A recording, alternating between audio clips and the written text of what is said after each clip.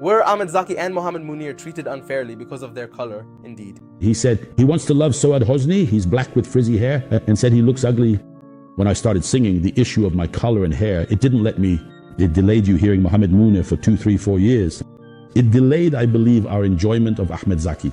If you ask any Egyptian, is there racism in Egypt against black people or racism in general? They'll say, no, of course not, son. We all love each other, son. But as soon as we look at any Egyptian movie, we'll find disasters, What is this beast? This isn't our daughter, Riyadh. I also said, a white mother and a white father. How do we have this date finger? Did this apartment burn down before or what? Oh, what a night. There's no turn off the light. Oh, wow. I can't see you at all. The thing is, we really have a huge denial of racial discrimination here in Egypt, to the point that the BBC did a poll with the Arab Barometer and found that only 8% of Egyptians actually admit there's racism in Egypt. It's a very funny statistic. Did all these people say there's no racism, or do they just not feel the racism? Man, people think that when Shikabala talks about racism, they say he's just acting. Look, Shikabala, you who are a symbol of black skin, you are a servant of God. We are in an Islamic state, and this square is tough on you because no one shamed him for his skin. Look, people feel like we're living in an ideal world. Just because we're a Muslim country doesn't mean everyone follows Islam. And the one saying this is Mr. Abdel Nasser Zaidan, a famous media figure. And we'll talk more about the Shikabala issue later. But if you look at reality, you'll find that most of us are almost racist, and most of us have faced racism. And for sure, if you're dark-skinned or black in Egypt, you've 100% faced racism. When did the power go out? Do ghosts come out in the morning or what? They nicknamed me the fat black girl. During my second year of high school, someone nicknamed me Tahani of Darkness, and I felt very angry then. And that's just us as ordinary citizens. But could something like skin color affect an artist's career or something? No. We're not in America, man. We're not in America. Stop it, man, with this conspiracy vibe. But my friend, I won't tell you Ahmed Zaki's story now. I'll tell you the story of the actress who was in the movie Saidi at the American University. One of the reasons she's not working or stopped acting early is racism. She said herself that while working, they were racist towards her, like saying about the lighting while setting it up, that she needed more light. I worked on a series where the director, may God forgive him, kept laughing at me and bullying me. Why? When the lighting came, he said, "What's this? She's not visible," showing such rudeness. I told him, "I like myself this way. God made me like this, and I think I'm better than you like this." It was no use. Damn racism. And besides, in the movie, they were making fun of her and bullying her throughout the film. Like, girl, what is this darkness? Keep your eyes open. Hey, why are you turning off the light? You're dark by nature. Everyone saw the red night. I'm the only one who saw the black night. The old lady died from your black face. And the strangest thing is that the director of this movie is Sudanese. So I don't know if the rule is that because he's dark-skinned or black, he's free to do whatever he wants in his movies about black people. Since he's one of them anyway, like in America, for example. They say a white person can't tell a black person that he's black or say the N-word to him. But a dark-skinned person can say the word black normally in America. There's no penalty for it. So, is this treated the same way? As for me, I don't think so, no. I want to say the N-word in this video normally, but I don't know. I'm also afraid of YouTube, especially. So this actress, her psyche was destroyed, aside from the fact that her career was already over. She couldn't go on. But now, let's move on to Ahmed Zaki and see how Ahmed Zaki was able to overcome this issue of racism, even though at the beginning of his life it could have literally destroyed anyone, because what happened to him was no small thing. Let me remind you to like and subscribe because this video is going to be fire. So what happened to him? I'll tell you. Ahmed Zaki, my friend, at that time was still at the very beginning and had done very few roles. But suddenly, he gets a role to star in a movie called Al-Karnak, opposite Saad Hosni. No, and besides that, he also got another offer to do a movie called Shafika and Metwali, also with Saad Hosni. And when the producers saw him sign for 2 movies while he was still at the beginning, they said, oh, he's doing 2 movies with Saad Hosni. Meaning after he finishes these 2 movies, he's going to be a star who takes the world by storm. So a sly producer came along and signed him for a 3rd movie because his fee was small now. So he was getting ahead, catching the small fee while he'd get high stardom. Everything was great. So what happened? What happened, my friend, was that for the movie Al-Karnak, Ahmed Zaki had already memorized the entire script by heart. He said, look, I memorized it all, and he was very excited for the role and spoke about it with real passion. So he took me and I had signed for a movie with Mr. Salah Abu Saif playing the 2nd lead in it. He told me, leave it because you're going to do Al-Karnak with me. So I said, okay. So I took the script and memorized it. Anyway, he memorized the whole script, and then a day before the shooting, the distributor rejected him completely. Meaning the director wanted him and the screenwriter wanted him, but the distributor didn't. He said, how could this guy fall in love with Saad Hosni? And he told them, look, if you want to continue with him, I won't. That's what the distributor said. And back then, distributors almost funded movies besides distributing them, so they actually listened to him and let him go. And Ahmed Zaki, of course, collapsed, and he found out later that he let him go simply because of his skin color. He said he was black, had frizzy hair, and was ugly. He said, no, the distributor rejected you. I'm sorry. The glass shattered in his hand. I asked, why did you bring me here? What do you want?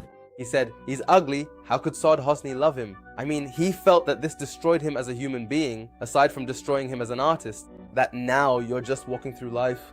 Will this one love me or that one? Or will this one say I'm ugly or... So the director told him, sir, it's not Ahmed Zaki who loves Saud Hosni. It's Ismail El Sheikh. The character is the one who loves Zainab Diab, whose father is the one Ahmed Rassam. No. He's with his blood and Saud Hosni. So this whole thing would destroy anyone, because it didn't stop at him losing the movie Al-Karnak while having signed 2 movies and everything being fine. No, the movie Shafika and Metwali also ran into problems, got cancelled, and wasn't filmed. So the producer he had signed with for the 3rd movie, who was waiting to get him fresh as a star, said, cancel it too. He's not a star anymore. So the other guy who had brought me in so that after I did those 2 movies, he'd benefit from my acting in 2 films with Saud Hosni, I found that he too brought me in and said, I'm sorry, the movies are gone. So all 3 movies he was going to star in, and he was at the height of happiness, all of that ended. So Ahmed Zaki was like, all this because I'm black. But thank God, Ahmed Zaki continued and persevered. I mean, this man is one of the best actors in Egypt's history, if not the best. And when Ahmed Zaki became famous and successful, he made a sort of comeback, sending a very strange message to the distributor. They aired a TV special during the Eid holiday. Ahmed Zaki is talking to the man who mistreated him when he was young. He tells him, thank you for making me realize that I love art. And not just that, this distributor came to him one day and said he wanted to work with him. So Ahmed Zaki asked him, don't you remember what you did back then? He said, man, I was just being foolish and all that. So this is one of the greatest comebacks and done with class, even though he could have done something like what? By the way, Muhammad Ramadan has also faced racism, and even now people are racist towards him and his kids, like that last fight at the club where they told the boy he's dark-skinned or black and so on, and we'll get into that later as well. And there was a theory I heard about dark-skinned actors, why they weren't allowed to act, whether in Egypt or America, and why it's so difficult. Because they say if the lead is dark-skinned, then his mother and sister must be dark-skinned too, and they'd have to find dark-skinned actors who are few in number. I don't know if this was in Egypt or America, I don't remember exactly, but it was just something I heard, so it could be an excuse to reject someone. But that whole vibe of you're ugly and Saud Hosni won't love you, that's something that's fundamentally against art. I feel like you don't deserve to be an artist if you act like that. And mind you, Ahmed Zaki then proves just how much he deserves to be loved by Saud Hosni. He does the series He and She with her, which is basically a show about relationships between men and women. And besides that, the movie Dinner Date. She was married to Hussein Fahmy. Look at the guy, I mean, look, it doesn't get any more handsome than that. And notice that dark-skinned people being seen as good-looking, that started gradually, mind you, and step by step. For example, in songs, Ahmed Amin talked about this topic. It started gradually and quite shyly. What did the first song say? Dark-skinned, so what's wrong with that? Dark-skinned, so what's wrong with that? And the rest of the song, I swear his dark skin is his beauty secret. He's trying to convince us. This was a few years after the girl is white, Moella, and what can I do? That was the standard of female beauty, that she had to be a white girl. But then came another song that Ahmed Amin also mentioned. The beginning of dark-skinned people entering the market, going head-to-head with white people. They asked, is having white skin considered prettier, or is having dark skin thought to be more beautiful? Is dark skin prettier or whiteness? What's this? No, there are reviews now. I mean, it's over. He told you later that dark skin started to assert itself to the point of being harsh and bold. You know, like when he said, oh, dark-skinned one. Who made you so cruel to me? See? Did you see how things changed? The dark-skinned one is the one on top now, dominating and full of himself. But did the cruelty of the dark-skinned one towards the artist Abdul Halim solve the problem and let the world live in peace? Not at all. I've been living since the 2000s and the issue hasn't been solved at all. Especially if you're a child, because the problem is actually within us as citizens. We don't even see that there's a problem, so we won't solve anything. And besides, most comedy movies are built on bullying. And honestly, it makes me laugh personally, and I think I should be able to laugh as I please. I'm a dark-skinned man too, so I'm free. And the word bullying and those things hadn't been invented yet, or at least hadn't reached Egypt yet. Nor was there social media to show how much resentment there was, and how could you say that? None of that existed. You could say whatever you wanted. But the truth is, if we look at the matter more seriously, you'll find that disasters have happened because of this racism. A little boy whose mother owns a flower shop called me black and messy-haired. I told his mother we should raise our children better. So she and her 2 sisters came, 3 women, and they kept hitting me for about half an hour, for example. If we go to Alexandria, there was a dark-skinned girl who was being bullied by everyone, her friends and all. and it got to the point where she ended her life completely. Can you imagine? I mean, the matter is no joke. The series of racism continues in Beni Suef, in a village called Al-Qom Al-Ahmar. There was a street in this village where dark-skinned people lived, exactly 2 families. So people simply called this street Slave Street. And these dark-skinned families were obviously upset and talked about it. But they said, we are not slaves or anything. We are free people and we live our lives as we are. All this exists in our society, man. And you tell me there's no racism? All I can say is, haha. LOL. Someone as famous as Muhammad Munir says that in his early days, he was held back because of his color. He decided that the audience should enjoy him instead of enjoying me today. No, he delayed it for 3 or 4 years. What did you say then, Munir? I wish I wasn't Nubian. No, I mean, my blame was on society. Because of racism. Yes. Of course I felt it. Muhammad Munir doesn't exploit something like this. He said it once in the media and decided to forget this problem or just move on with his life. And God knows, maybe the thing he says was delayed for 3 or 4 years. Maybe someone heard him and said things to him, but he decided he didn't want to say. There was a period I don't want to talk about. Besides, there's a song he did. They taunted me and called me dark-skinned. Oh my. The song is nice and all, but the response he gave wasn't the best, saying, it's true, I'm dark-skinned. And you know, all the white people around here really seem to love me, honestly. All the white people love me. Then who taunted him? I don't know. For me, the racism that was in front of everyone was in 2003. In 2003, man, there was a show called Star Maker. It's a show where people come to sing, and one of them was a huge hit. Look, he was a huge hit and reached the semifinals. By the way, this guy is dark-skinned, but Helmi Bakker told him, your voice is great, but your face literally can't be put on an album. He told him that. Honestly, I don't know if he's supposed to judge his voice or his looks or what he has to do with marketing. I don't know. His song is very famous and I don't have, unfortunately, the clip of Helmi Bakker saying this to him, but many sources confirm this. But the song Syed Mustafa did is called Don't Stir Up the Pain. And until now, people sing it and listen to it from him. He was the one who wrote and composed it. And the guy, look, I'm telling you, he was a star, a real star. But just because we don't have a recording of Helmi, Bakker is saying that doesn't mean we can't prove the racism aside from the sources written in newspapers and such. But in an episode I found that the jury has been racist for a long time. The contestant's name is Mustafa and the host is Amir Karara. He asked the jury, who will you vote for? Everyone chooses, and this one simply said, I'll choose. I decided and chose Bakker. Bakker. And the guy knew he was talking about him. So the guy gave a strange laugh. All support to Syed Mustafa. Now let's go to the story of marriage and racism in Egypt. It's lovely. A state of great panic, shock, and upheaval occurs in the street, the world, and the home if... But what happens if a black woman marries a white man or if a black man marries a white woman? They see that the white person made a concession and loved the dark-skinned or black person, that they made a sacrifice. Like, son, what are you doing? Are you crazy? Are you stupid? What you're doing? Wake up. But honestly, one doesn't want to act like a saint. When I was a little kid, I'd attend weddings normally, and I'd see, for example, what's this? Someone dark-skinned? Someone white? I ask myself this question, why do they even do that? Why are they really attacking their own? I realized, like, I used to hear this question from my family all the time. Everyone asks it, and they'd say, by the way, he's better looking than her, or she's better looking than him. I found that kids ask these things from a young age, like when they see someone different. If they're all fair-skinned and see someone black or dark-skinned, they'll ask, why is he black? For example, just a normal kid. So when do they become racist? It's from their parents' reaction. It'll make them grow up to be a balanced person. Or they'll give them wrong info they'll live by and stay racist, practicing their racism exactly.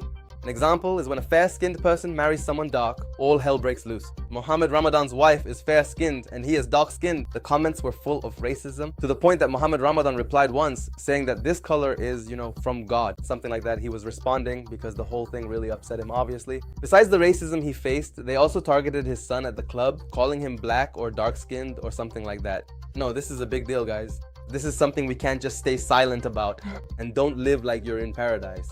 I mean, we're not in heaven and we're not in an ideal world. Everything is around us, literally. Everything you can imagine exists and is happening, and humans aren't always the best. Even Muhammad Ramadan at the start of his career wasn't getting work because they'd tell him to leave his photo and people didn't think his look was the best. And he knew they would see him as not being the best. He'd tell them, look at my talent, don't worry about my looks, just like Ahmed Zaki. Then there's racism wrapped in a positive way, guys. Nobody talks about it. It's also the worst thing. They say, she's dark, but she's pretty. Like, what's up with that lady? Why the roundabout way? Just say you're racist from the start. No need for all that. This is just like the most despicable kind of racism. Namely, between black people and those darker than them. You're classified as a dark man even if you're just slightly dark, but you're classified as a dark man, so you bully someone darker than you. Like Samuel L. Jackson in the movie Django Unchained. He was being racist, bullying, and destroying all the slaves even though he's one of them and no different at all. But he's just a useless person. I mean, he feels more annoying than Leonardo DiCaprio, but that's not exactly what's happening. For example, someone light-skinned like Drake's color or Alexander Arnold's color, and then they act racist toward a black person even though you're one of them, by the way. What you're doing is absolutely despicable. And honestly, this feels a bit close to what's happening with Shikabala. Because as Egyptians, most of our skin is mostly wheat-colored or olive-skinned, and wheat-colored is considered a non-white color, and that's the vast majority. But we have fair-skinned people and dark-skinned people, so we're actually a country full of genes of... But since most of us are dark-skinned, you're leaning towards black. So how do you go and target a player of Shikabala's stature? He's a legend of Zamalek Club, and you see how much this man suffers in Egypt from very major racist abuse. It's not just a player being insulted just to throw him off his game on the pitch so his level drops. No. For example, during the CAF Champions League, Al Ahly had just won the trophy in the final of the century, a huge deal. After the match, they brought a dog, dressed it in a Zamalek jersey, and started chanting, Shika, Shika. I mean, you won the CAF Champions League and your celebration is being racist? Literally, this won't get you anywhere in life. Actually, it'll set you back. Because those two were actually caught by the police station. The minimum sentence for bullying is about 6 months, or the maximum penalty for bullying is 6 months. They also said they brought a black dog, took it out of a cemetery, and kept chanting Shika as well. So all of this is tough, guys. I'm facing abuse that no football player has ever faced before. I mean, people are going to cemeteries with a black dog. No one has done that. No one has ever done these things before. Besides that, the racism towards his wife and son because their skin tone is different from his. Can you imagine people's mindset just over a game of football? I mean, we all support football. I mean, I support football. But what you're doing isn't supporting. And I think most Al Ahly fans, denied this, saying that no, what they did wasn't good behavior, nor is it how Al Ahly club behaves. Even Al Ahly released a statement then saying they reject anything racist. But if you look at Shikabala's life, this man has been through a lot.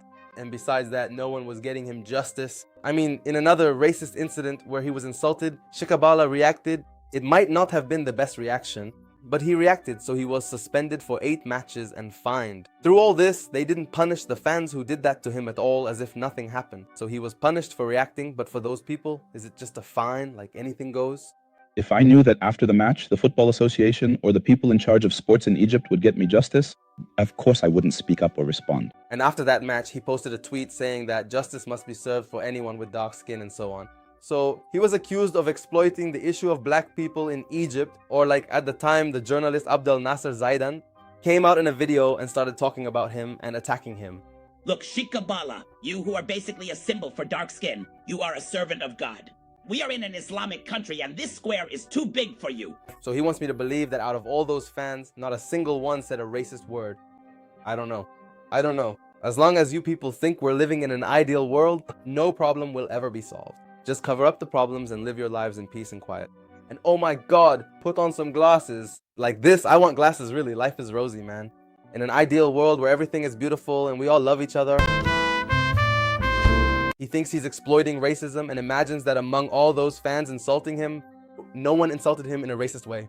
While any word, if it's racist, even if it's just a joke, can really be hurtful. So imagine when it's thousands, yet life is rosy just because we're an Islamic country. But let's see, if you ask any Egyptian child or any older dark-skinned man if they were bullied when they were young because of their skin color or not, how high can you count, man? And mind you, honestly, during childhood, I also saw that if someone was very white, they'd get bullied too, called Labanea or whatever. But I'll only talk about being dark-skinned because I know it's bullying best. Honestly, I have experience, and the nicknames that are given to dark-skinned people, what are they? First of all, in the name of God. Bakar, as we saw, Kol, burnt Lufa, and also, man, the most famous one, Shikabala. I don't know what's bullying about that. I mean, to me, it's normal, honestly. But I don't know, maybe they say it to you if you're an Al Ahly fan or something. Honestly, it was annoying as a kid. I don't know why. Maybe because you couldn't play football either. So you feel like, hey, you're not cool, kid. You're not just making fun of the color, saying he's just dark. No, it's simply because you're just different. That's it. Racism comes from here. But with dark-skinned people here, you're seen as less beautiful, so you get discriminated against. Then you see someone who looks better, you are the same, but he looks better. You know, he looks white. So come here, come here. Maybe children, when they're young, used to bully black or dark-skinned people, and they grew up and stopped bullying, but they still have this idea inside like, guys, we're better than these people. Wait, there's also racism against someone who's very white. Wow, so racism isn't just about being dark-skinned or black. It's that you're being racist towards a person just because they're different, which causes a kind of discomfort, you know? And a movie like Excuse My French discussed this in a very beautiful way, which is imagine being of a different religion. But with religion, you can actually get your rights through the law and play the contempt of religion card. But I also think it's not that easy to just go and file a lawsuit. I mean, if you're a little kid and someone insults or bothers you about your religion or something, you won't go file a lawsuit as a child, but at least you can get your rights when you grow up. But the problem is, if you're a dark-skinned man and someone is racist towards you, is there anyone you can go complain to? I don't think so. And any black person in Egypt might be asked the question, where are you from exactly? Where are you from? Just so they know if you're from Aswan or Sudan, or what on earth brought you here to us. For goodness sake, this thing happens to me a lot, actually. Once I was walking in the metro and I was sitting there, I don't know if I was upset or what, so I'm just walking normally with my bag and all. Then the guy handling the bag said, hey, what's wrong? Why are you upset? That made me happy, like, wow, is it that obvious I'm upset? So I felt good and was laughing and all. After I finished with the bag, he walked by and asked, what are you doing in Egypt? Are you studying or what? I told him, no, I'm just normal. He said, aren't you from Sudan? I said, no man, I'm from Egypt. These things are just strange. This happens very often. So he saw me at first with whatever I was dealing with and made me happy. Then he brought me right back to what I was dealing with again.